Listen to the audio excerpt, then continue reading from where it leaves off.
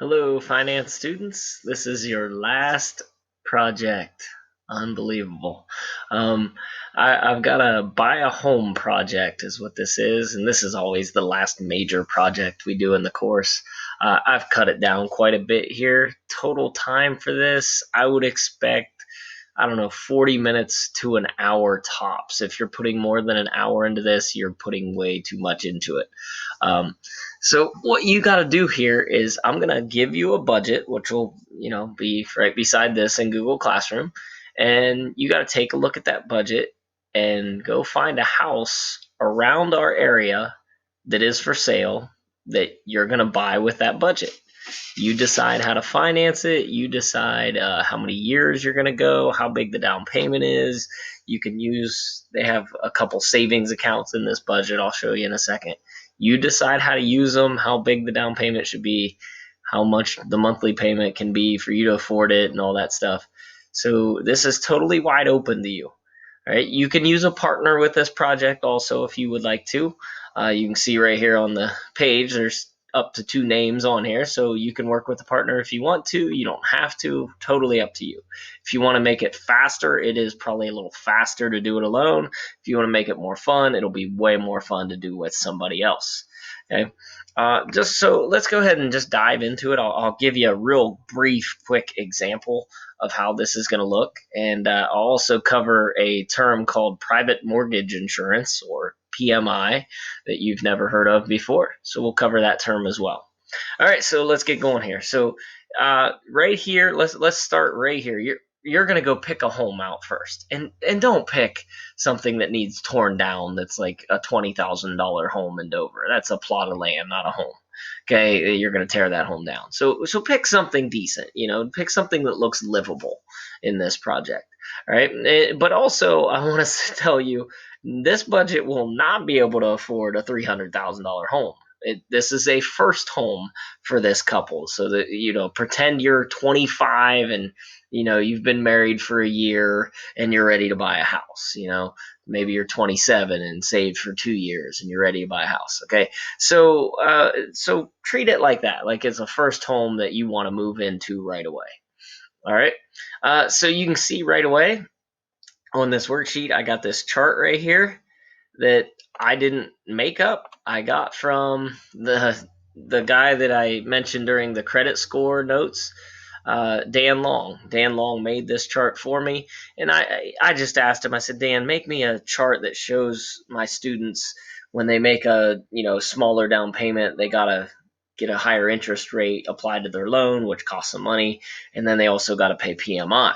Okay, so right here you can see as your interest rate, or I'm sorry, as your down payment gets better and better and better, the more you put down on the house, the better interest rate you will get from lenders. Well, that makes sense because you're less risk to them. If you can put $20,000 down on a $100,000 house, well, now they only have to loan you $80,000 for the home. You're a lot less risk to them. Okay, so that's just how that works. All right. As far as PMI, what this is basically a complete rip off to you, but you have to do it if you don't have a big enough down payment. And PMI stands for private mortgage insurance.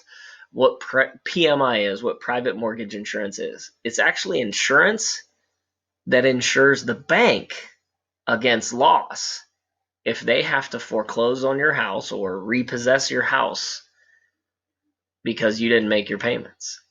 And then they have to sell it at auction, and they almost always lose money when they sell a home at auction that's been foreclosed on because people expect a deal. It's like the clearance rack for homes is a foreclosure market home.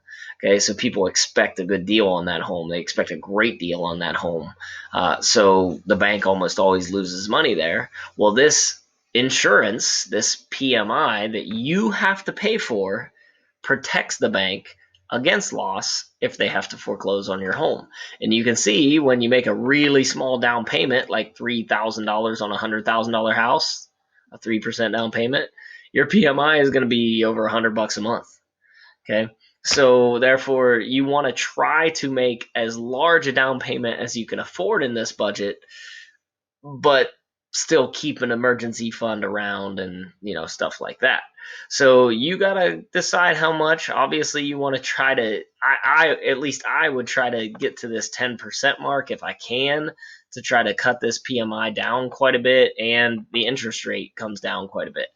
If you buy a more expensive home, you might only be able to do 5% down in this budget right here. So it's tricky. This is a hard one. This had to be last in the course because there's so much stuff that we've done throughout the whole course that goes into this. The budgeting, the spreadsheets, everything. So real quick example. Let's say I'll use a nice round number like 100,000. Let's say you're looking at $100,000 home to buy.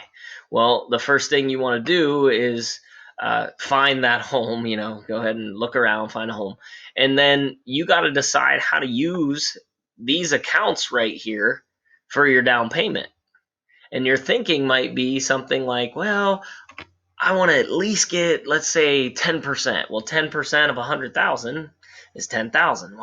Well, you don't have enough saved up to do that. You only have $9,400 in your home purchase fund saved up, which, if you look at their budget, you can see they've done that month after month for quite a while to build that money. And they've also used some of their irregular income to save for that down payment as well. And they've probably done this, I don't know, for a couple years, probably about 2 years or a year and a half or something, because they've built up $9,400. That's pretty respectable. But at the same time, it doesn't get you to that 10% mark. Well, to me, it would be worth taking $600 out of my Roth IRA to get me to that 10% mark. And I know I've talked to you all year about, well, you don't want to pull money out of your Roth IRA early. But remember, first time home purchase, you can pull up to $10,000 out of your Roth IRA to go ahead and use it for your first home purchase. So there's no penalty here. Isn't that great? There's no Roth IRA 10% penalty for pulling out early. Nope. Don't have that because this is your first home purchase. So if you wanted, some people might say, well, you know what?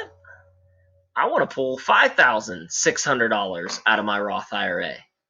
Then I can do 15% down.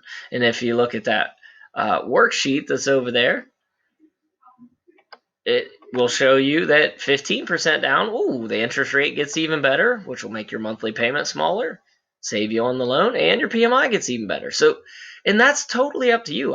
There's no right or wrong answer to that. That is completely your decision. Because some people would be like, I'd only want to do 10% down because I want to keep that investment growing. And in a time like right now where the investments are down, I would probably agree with that decision. Like, yeah, let's leave as much in your Roth as we can because the market's down and it's going to come back. Let's let that shoot back up in the next, 5 months. It's going to skyrocket probably in the next 5-6 months when our economy comes back around. So, and I don't know that for a fact, but I think it will. All right, it always has.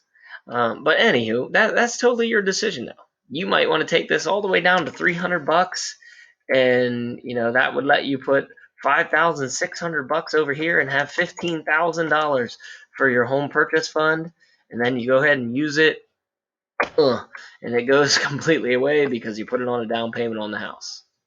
All right, and then you would have to calculate the loan. So I said $100,000 home. What's going on here? There we go. And I'm going to subtract that down payment. Let's say I do the $15,000.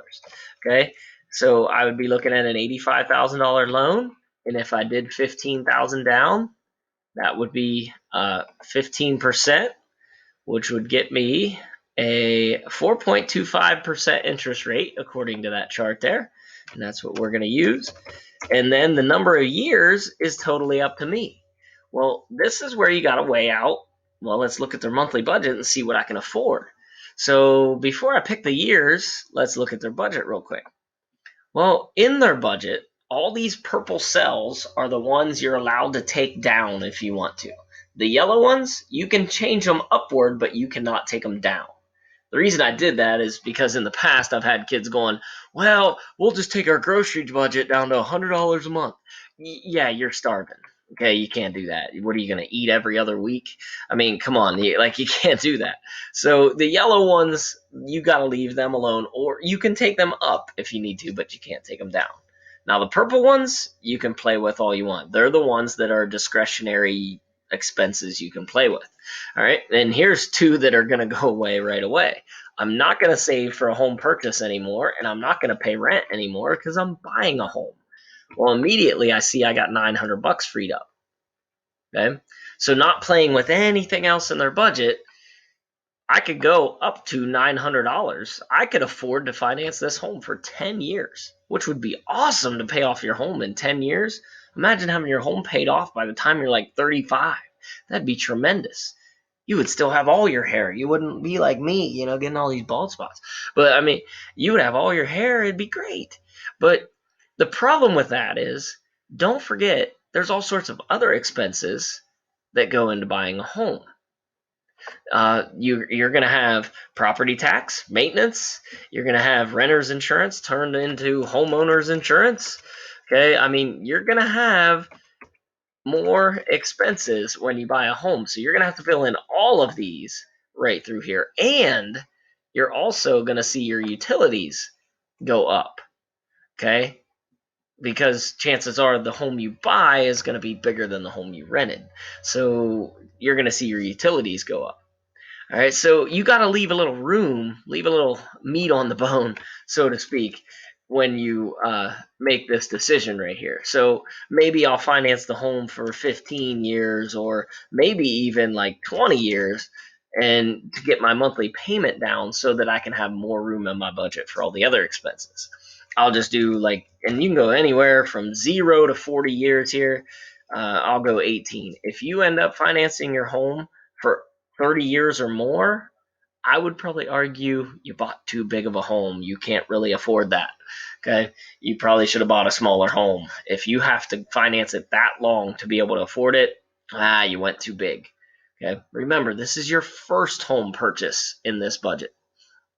The average one of you, and this is nuts, the average one of you is going to go through 7 homes in your lifetime. That's the average person goes through 7 homes. Seems unbelievable to me. I'm sure it does to you too.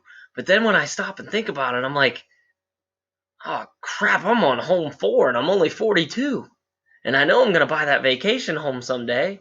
And when I buy the vacation home, I'm going to sell this big old thing and get something a little smaller to come back to back around here. Yeah, I'm probably going to get pretty close to that 7.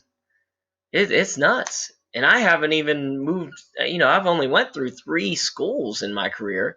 Imagine if I've went through 5 or 6 different schools or job changes, if you will. Okay, so wow, wow, wow, wow.